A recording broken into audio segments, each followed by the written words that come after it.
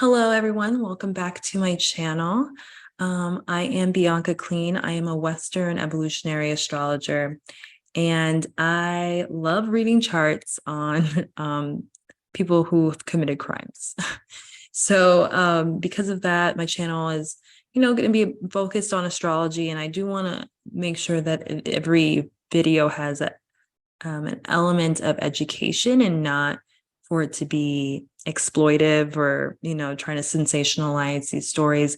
Really, the reason why I love analyzing charts like this is one, they're public and they're famous. And two, a lot of times when these people commit crimes, a lot of secrets come out. And so they're famous and there's a lot of secrets and there's just always extreme, right? Because most of the news, they have that saying, if it bleeds, it leads, right?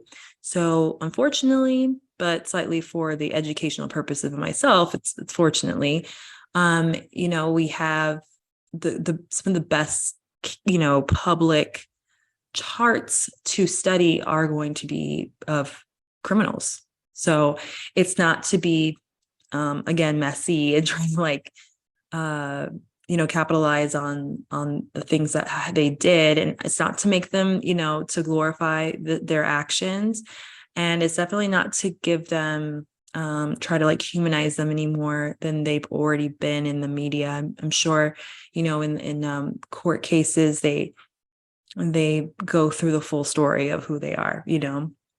Oh, so yeah, I just wanted to make that disclaimer that it's not to be, again, to be over the top and kind of record videos that have to do with famous people and people who did, horrible things, but it's also for learning purposes. Again, these charts tend to have really intense signatures that keep coming up. You'll start seeing the same things over and over again in these charts. And because there's almost a through line of what is going on with them. But then sometimes there's always differences, right? I did a math equation one time, and because I wanted to see what was the likelihood of having the same astrology chart as someone else. And I didn't put all the markers on it, and I still got 1 in 4 trillion, right? A fingerprint is 1 in 7 trillion-ish. And so what we're dealing with is very unique markers or unique charts with similar patterns and themes. So yeah, that's why I'm here. And so today we are going to go through Aaron Hernandez's chart. Aaron Hernandez played for the Patriots between 2010 and 2012 and was known for, being really athletic and his skills. I don't do sports, so I'm just going to go ahead and say he was gifted in sports. And then he helped the Patriots get to the Super Bowl in 2011. He got arrested and charged with the unaliving of his a friend, Odin Lloyd. And I thought he was I feel like he was either, I thought he was related to his fiance, like the person he unalived, I thought was related to his fiance, but he got convicted of double murder while I'm trying to say the right words so I don't get hit, but he was convicted of unaliving I thought it was his fiance's brother. They came back and charged him with double unaliving. And so because they found out he was involved with more. Most of the people who end up in the NFL, they have really, really long standing trauma, brain trauma, because of all the hits that they have to take over all the years of practice from, these people usually start when they're JV and then they go, I don't know the levels, sorry. But, they start as little kids, they do a little flag football, and then they go into, high school, and they do high school, football, and they do college, or they'll come straight out of high school, or they'll do 1 year of college and then go straight to pro. But main point, they've committed their whole lives to the sport. The longer they're in the sport, the more injuries that can happen to them, right? I mean, that just makes sense. And in 2017, so he was convicted, I think, in 2015, and then in 2016, and then by 2017, he unalived himself in the prison where he was fulfilling his sentence. And I think there's a thing that all of the footballers, I don't know how they sign it off, but they sign off their brains pretty much to science to be analyzed and studied. And so his was one of them. And they sent it off, and they said that his case was one of the worst for someone his age. He died at 28. And that's something I'll try to make sure to circle back and discuss in a before, in this video. But I think I got most of what he was about.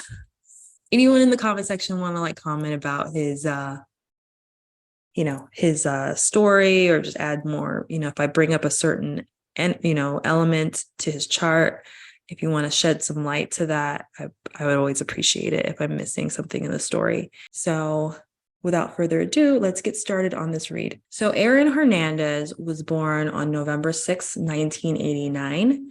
We do not have a birth time for him. He was born in Bristol, Connecticut. That makes him a Scorpio sun, Aquarius moon. We do not have a rising sign for him, but it's okay. We're going to get a lot of psychological, motivator type of information without needing to have his house information, because that's what the rising sign will give us, and the time will give us information on what areas of his life that, the planetary energies will affect. But since, again, we don't have it, it's okay. And we'll roll with it. We'll just, again, we'll get more of a psychological read on where he was at and generally what was going on in his life. So let's start with the sun. His sun is in Scorpio. And the one thing about Scorpio is it thrives in the dark. It is a fixed water sign, and it's kind of like, if you think about fixed water, what is fixed water? It's frozen water. So it's really cold and deep and penetrating, and intense, right? Icy water is really hard to handle. It's just really intense, but some people do it. Some people do the polar bear plunges and they can make it work, right? But it's a very intense energy associated to Scorpio. They say still waters run deep. Again, it's a fixed water sign. So still waters run deep. So there's always this energy or desire for a Scorpio to get to the bottom of things.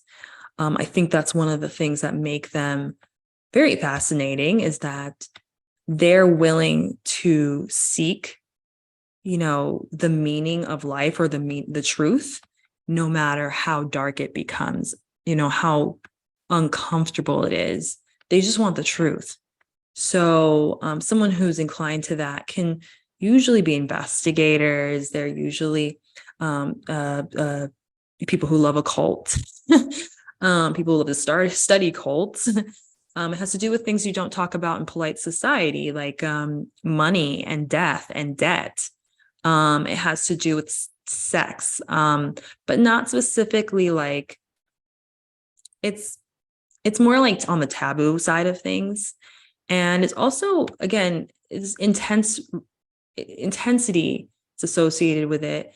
It can be like, if you're dealing with a relationship, it can be either really either super toxic and intense one, or it can be a really long-standing relationship. One of the rulers of Scorpio is Pluto, and I believe that Pluto, the Roman god, was I think he was the only god that had a monogamous relationship with his wife, when all the other gods were a mess, right? And just doing the most.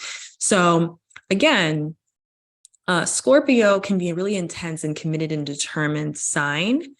And so I think that it's always important to kind of fully paint that picture of who he is, because remember, the sun sign is the way he expresses himself in this lifetime. It is how he shines in this life, even though Scorpios are kind of known as not shining. But this is how they shine, is because they are really committed to the truth. Not in the same way as Sagittarius, of course, but they're because Sagittarius, the truth for Sagittarius would be more on a higher looking upward type of truth, like spirituality and like, let's elevate ourselves, versus Scorpio's willing to just like dig in the mud and the poop and everything just to get to the bottom of things. So it's a little bit different. So he also has Scorpio and his Mercury conjunct his sun. So whatever's next to the sun is also going to be that energy of those planets are going to also fuse with the sun. So those characteristics and those significators are going to blend into his identity as a Scorpio. So, with, first of all, Pluto conjunct any sign conjunct the sun is going to give me the impression, like, I'm going to first think that this is the first thing that comes in my head, is that either this person has a really intense, controlling, possessive personality themselves, or that they were subject to control and intense, even I would say, just go ahead and say abusive experiences.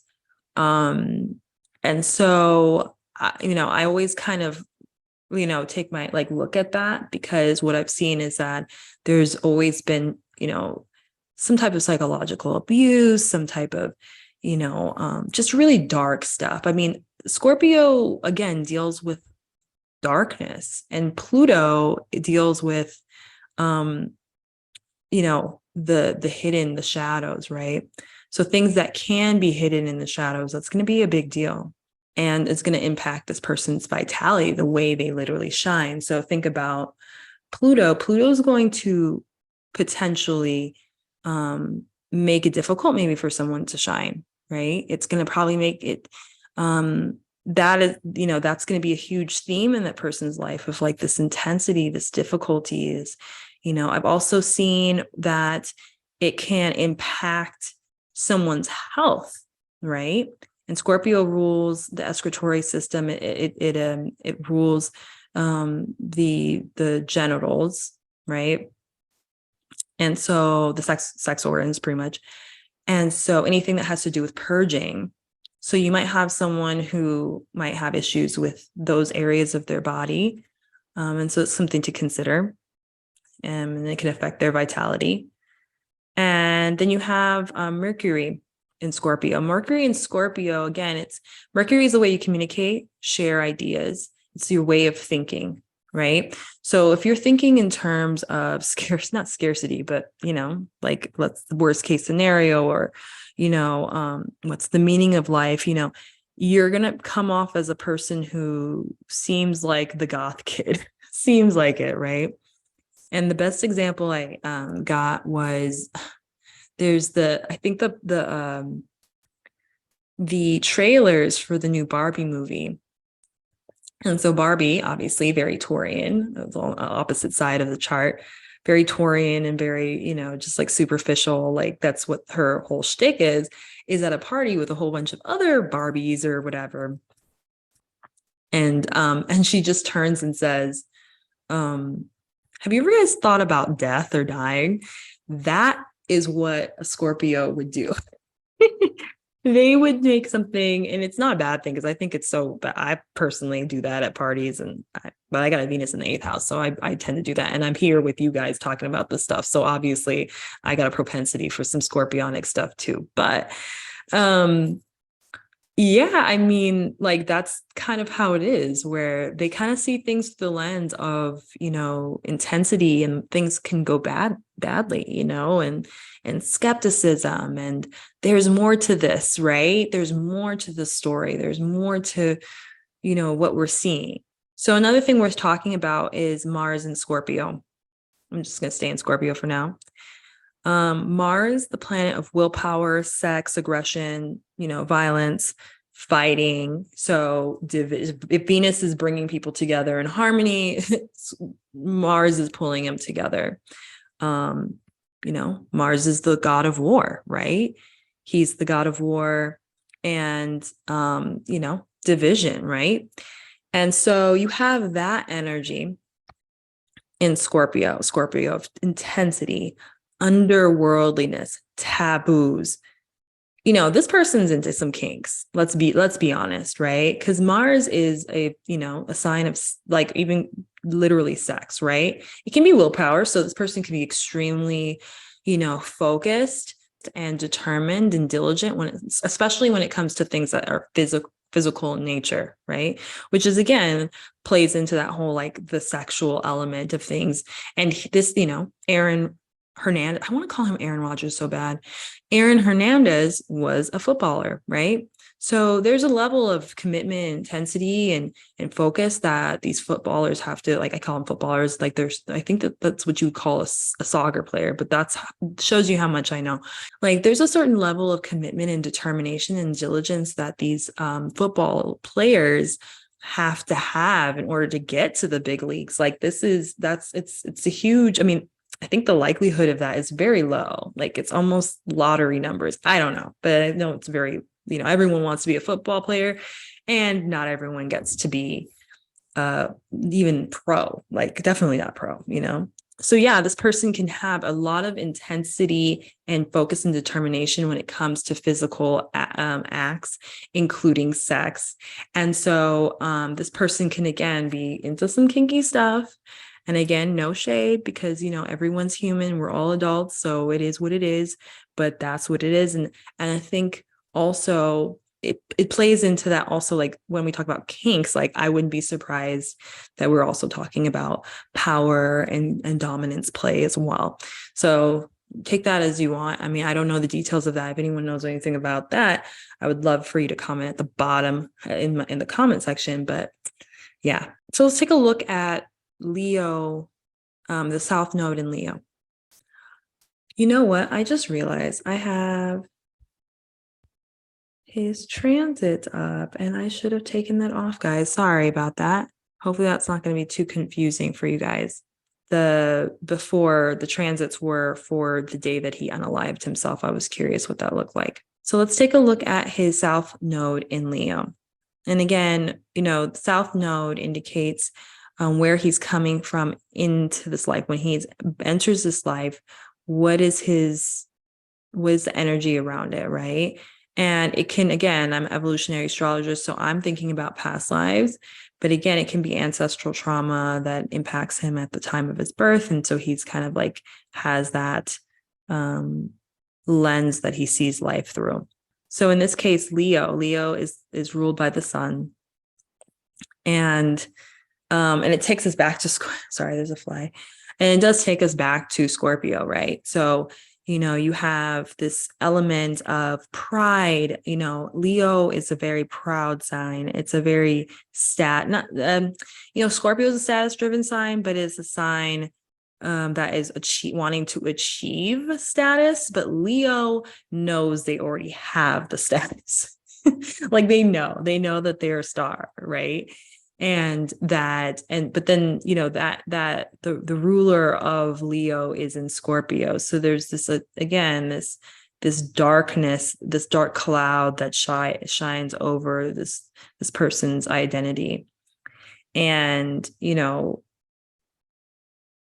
with this person, first of all, you have obstacles that have to do with the mother, the father, power dynamics.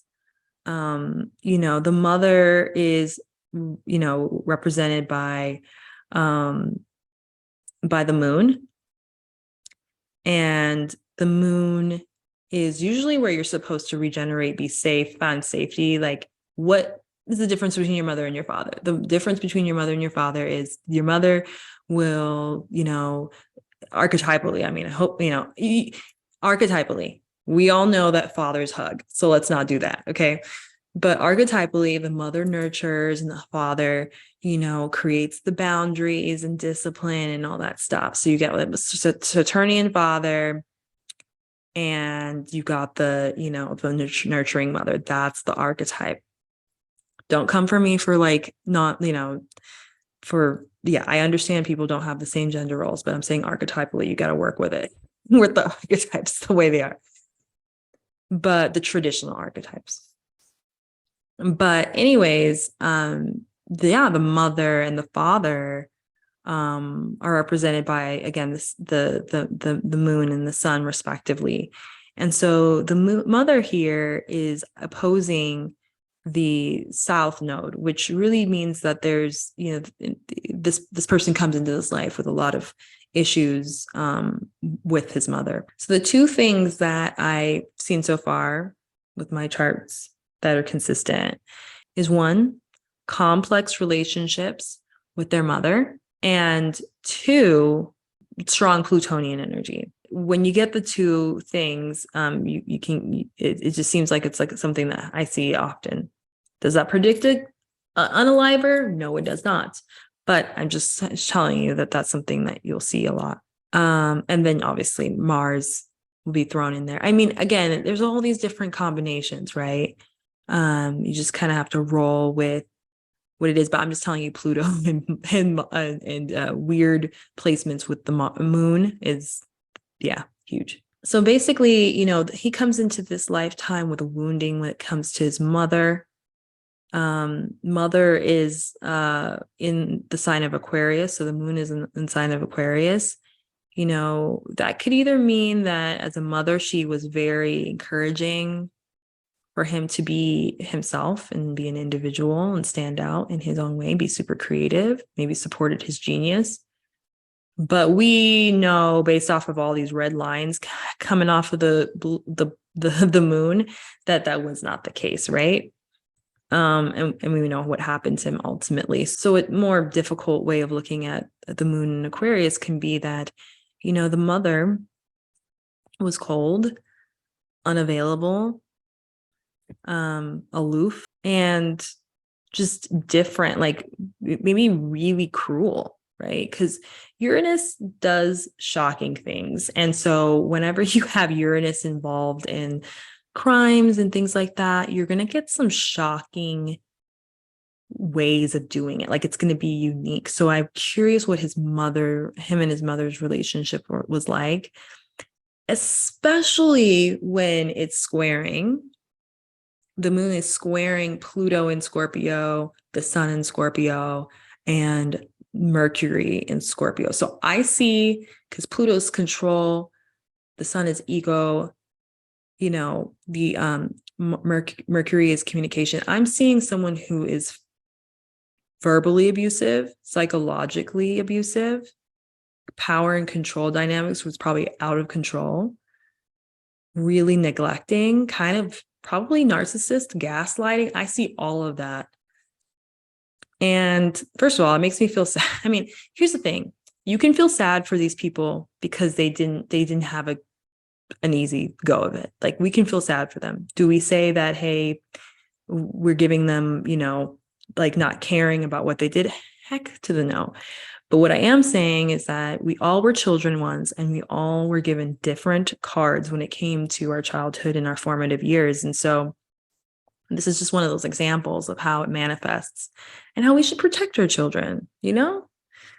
That's my, what is it called? My PSA. But so this mother was a very cold person and really, really, affected him. I mean, when you get a moon square, it kind of, that doesn't sit well. Another obviously significator of the moon, again, is safety, security. How do you restore? The moon comes out at night, yada, yada, yada. And it's his internal motivator and how he is in private. And so again, we can say that this person could be a genius, and he can be this person that is very out of the box and very, wanting to help others and altruistic, but like, I don't want to say humanitarian because it's I think that's more, I think Sagittarian, but we won't get into that. But main point, let's say, even we want to throw in that stock term of humanitarian, that's not it. That's not him. Again, why? Because we got squaring to Pluto, Sun, and Mercury. So that's going to make him, potentially, if it's not his mother, it can also make him have complex relationships, and how he interacts with people. Again, he could potentially be a narcissist and be super controlling and abusive verbally and psychologically. So that's something to consider. So the South Node also indicates that, in this last life, he was a star. He was probably a celebrity, maybe had some really complex situations and relationships with people. And this lifetime, this person is supposed to be for the people, right? Aquarius is for the people. We're willing to break tradition in order for the greater good, right? And so people with this placement, they have an air of, this regal energy that comes from them. And even if you think about like the regal or the king and queen, like the status, the aristocracy, aristocratic archetype of Leo, there is an isolation element to Leo, right? It's like I am set up on the hill and there's everyone around me, but I'm not talking to them, right? Back in the day, the kings and queens would be on top of the hill and they wouldn't associate with the commoners. Well, that is what he came into this life with karmically to handle, right? That he's not the only one that matters in life. And I'm not saying Leos think that, but if you have a South Node in Leo, it's going to have a little bit of a negative spin on it. Some people, at me, guys, like if you don't believe that South Node is necessarily a negative thing, because again, I don't think it's all negative. I think it's negative karmically, and as far as what you need to be doing and what's your karmic challenge. But I think that you can use your knowledge and your abilities and your natural gifts from your South Node to help you push through and get to your North Node. And so the challenge for him in this life is to get down off the hill, come down the hill, Aaron, and be with the people. So that is the theme or the general ask of, Aquarians, North Node Aquarians. So we talked about the moon, but I didn't talk about Chiron and Cancer. So Chiron, again, is our wounding. And it's a wound that never really heals. And it's a wound that if you can help other people, and this totally plays with the Aquarian element, right? Like if you help other people, you can yourself heal. And usually with Jupiter next to Chiron, you get this energy of like a little bit more help to heal, right? Maybe it's it takes a village, and the village helps you heal. Jupiter is a benefic, called the Great Benefic. And it's the biggest planet, or it's the planet that has the strongest gravitational pull. So strong that they say that it protects us on Earth from all the shrapnel that's flying through our solar system. The gravitational pull of Jupiter is that strong that it just cleans it all up for us. This is really a protector of us. And so usually Jupiter has this protective energy. And so a Chiron and a Jupiter energy would be helpful. Chiron in Cancer specifically, Chiron in Cancer is the wounding of the mother.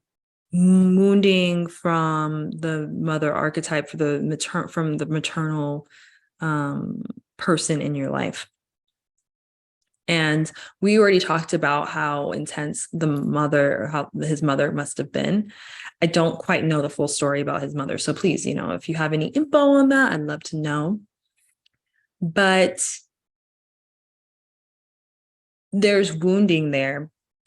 And it could have started around 16. So I'm curious if there was any crazy event that was associated with his mother around, like, in high school. Let's just say high school, because that would give us a good and it stuck with him.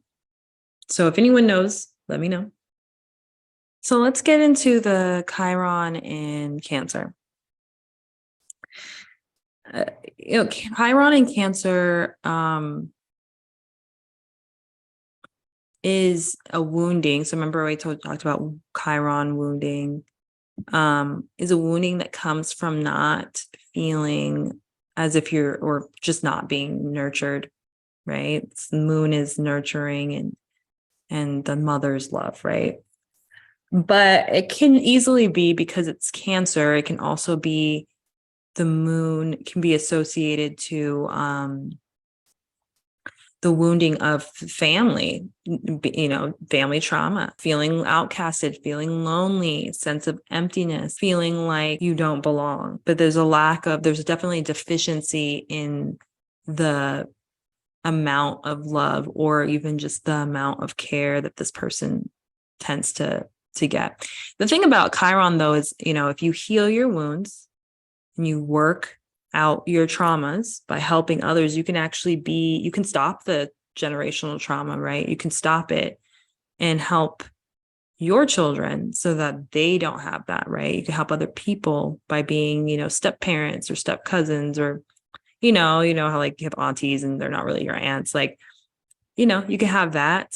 And, these people end up sometimes being really good parents because they know how it feels to not be loved adequately, or loved and appreciated, or given the sense of, for them to be given the self-esteem that they need. It takes work. And it just plays into this overarching story of him having a really difficult childhood that was not particularly loving, but was definitely absent of true love and nurturing that a child needs.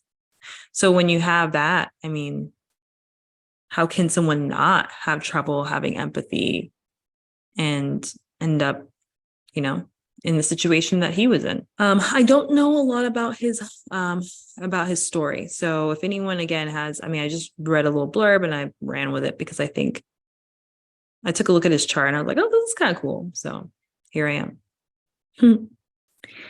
am. I do want to touch on a few things. So I'm going to talk about his Saturn in Neptune, and then I'm going to talk about his Saturn return, and then I'm going to wrap it up. First of all, there's Venus and Uranus conjunction, and I first thought that he was not of the heteronormative variety, or that he was like closeted, but because it's in the sign of Capricorn, it's not the case. He's probably very committed and wants tradition, right?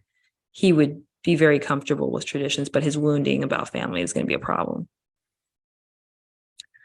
I actually want to go back really quick about his Chiron, really quick, make a quick note. So if I didn't say this, hopefully I want to make sure I say this, because if I'm editing, I want to make sure I have it.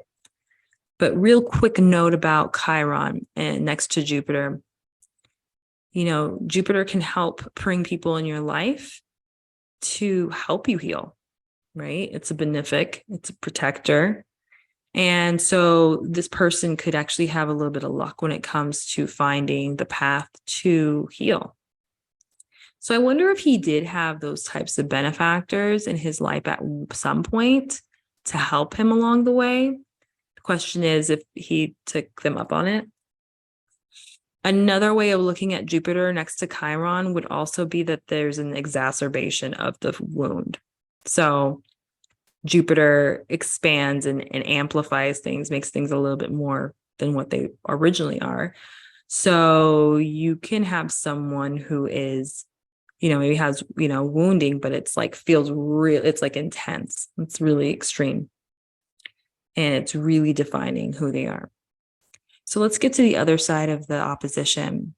So at first I thought that Venus and Uranus kind of alluded to some type of like non-heteronormative, like relationships and things like that. And honestly, there's nothing wrong with that. Of course not.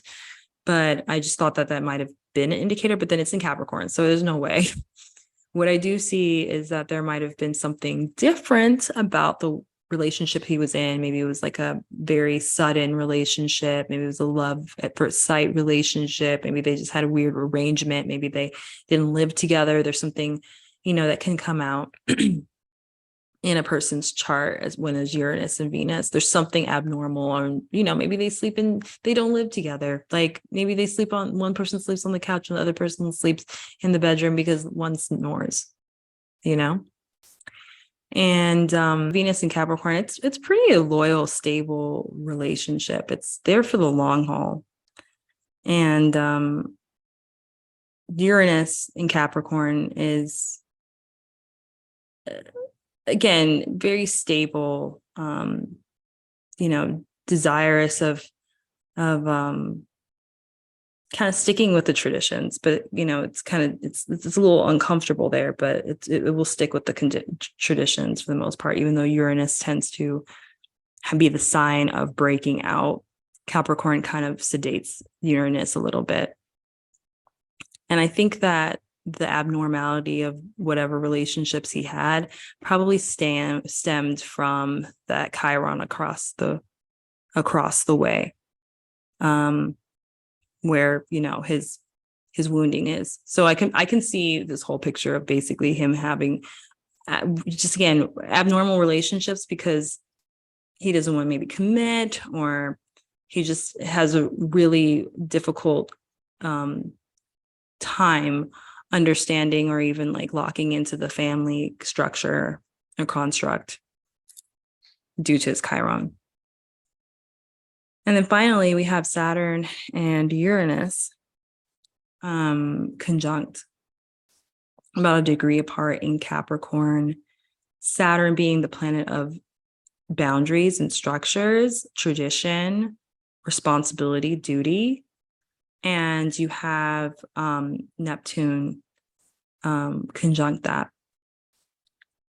And again, I think this adds a layer of more responsibility. And I would have, so I sat in a seminar and they said one time, they said that Saturn and Neptune could be indicative of a sociopath or a psychopath, especially if they got some other stuff going on like he does.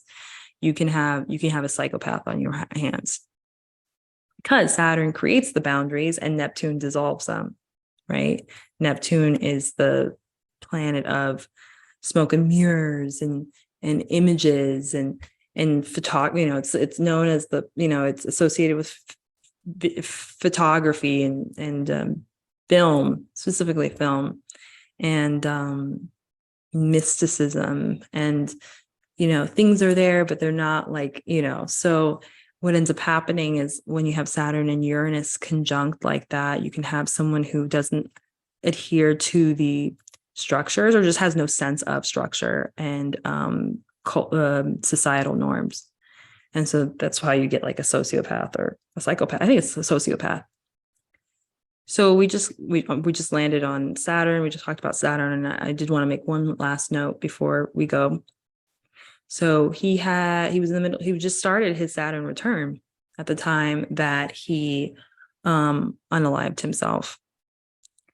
And I thought that was interesting because, Saturn is a planet, Saturn is a planet that is associated again with boundaries and responsibility and duty.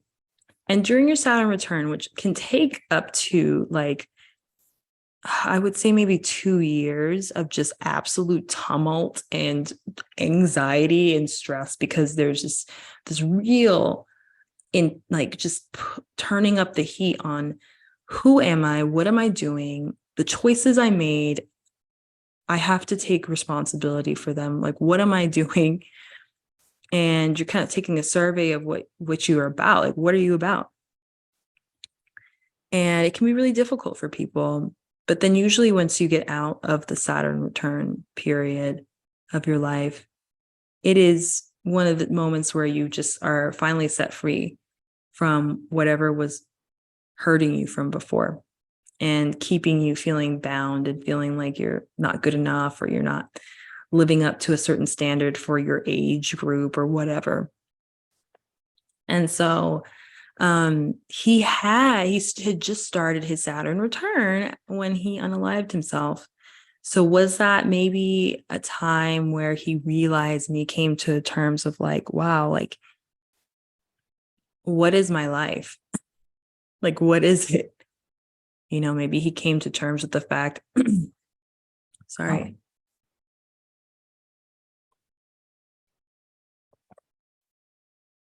That, you know, you do certain things and you have to be accountable. You know, like Saturn return is an opportunity for you to be accountable for the choices you've made thus far and evaluate if you want to continue those things, continue that on that path. So I thought that was interesting. Thought I'd throw that in there. That concludes my reading on Aaron Hernandez. If you liked what you heard today, first of all, thank you for watching this video all the way to this point. I really appreciate it. If you liked what you saw, make sure to keep an eye out for any additional videos in the future. Like and subscribe. And then also make sure to, I mean, if you want a reading or anything like that from me, you can head over to my website, fourthhouselb.com, and the link's down below if you need it, and all my socials are there too. And yeah, I think that's it. So bye-bye for now.